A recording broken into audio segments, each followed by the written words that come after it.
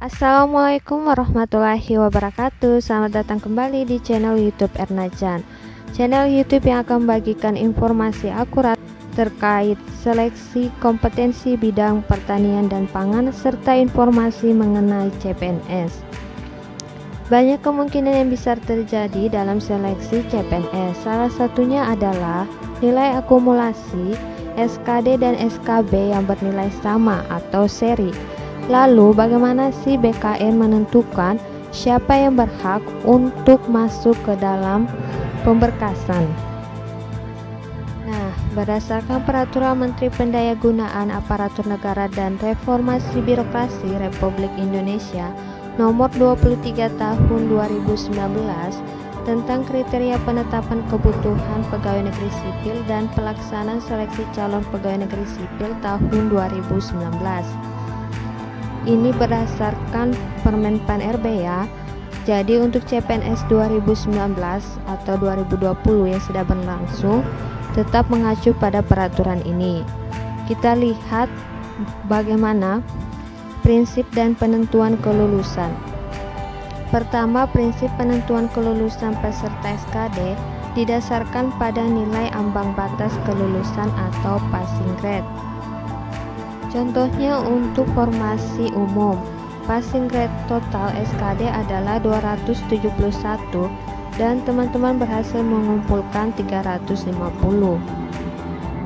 Bagian B, nilai ambang batas kelulusan passing grade SKD diatur dalam peraturan menteri. Teman-teman pasti sudah familiar kan dengan gambar ini?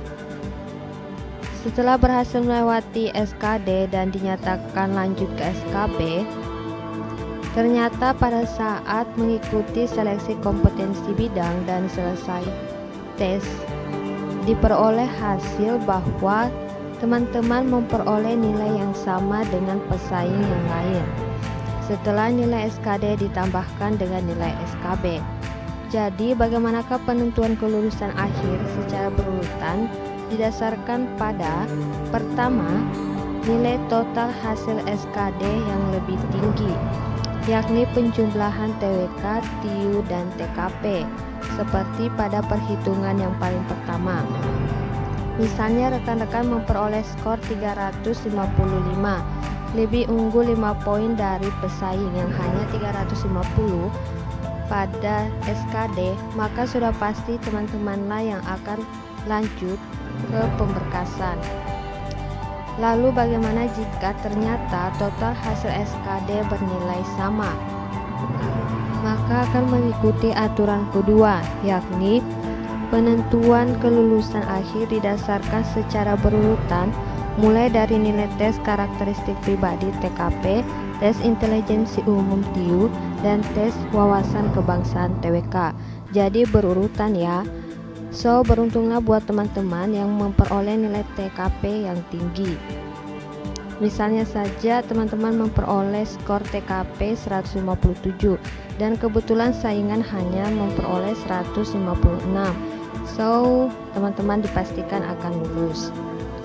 Dan bagaimana jika ternyata setelah melihat per poin TKP, TIU, dan TWK skornya tetap sama, maka kita akan melihat aturan atau ketentuan yang ketiga, yakni apabila nilai sebagaimana dimaksud pada angka 2 masih sama, maka penentuan kelulusan akhir didasarkan pada nilai IPK bagi lulusan diploma atau sarjana atau magister, sedangkan untuk lulusan SMA atau sederajat berdasarkan nilai rata-rata yang tertulis di ijazah. Sebagai contoh, IPK dari saingan Anda adalah 3,25 dan IPK Anda adalah 3,27, unggul 0,02. Jadi teman-teman yang akan lulus. Begitupun dengan rata-rata nilai ijazah. Misalnya saingan memperoleh 6,5 dan Anda 6,9, jadi Andalah yang akan lulus. Sayangnya nilai IPK atau rata-rata ijazah ini tidak dicantumkan pada pengumuman, sehingga kita tidak dapat mengetahui IPK ataupun rata-rata nilai ijazah dari pesaing.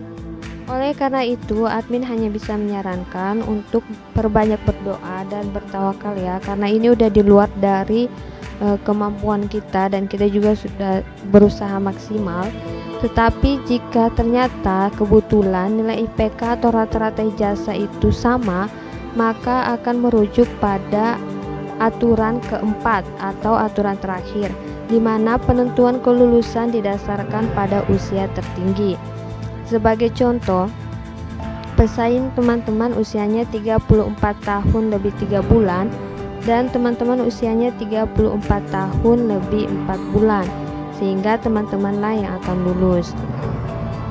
Nah, aturan yang keempat ini sebenarnya agak merugikan buat yang masih berusia muda, karena tentu saja akan gugur apabila pesaingnya usianya lebih tua, karena BKN akan memprioritaskan bagi pendaftar yang usianya sudah mendekati batas maksimal pendaftaran CPNS, yakni 35 tahun.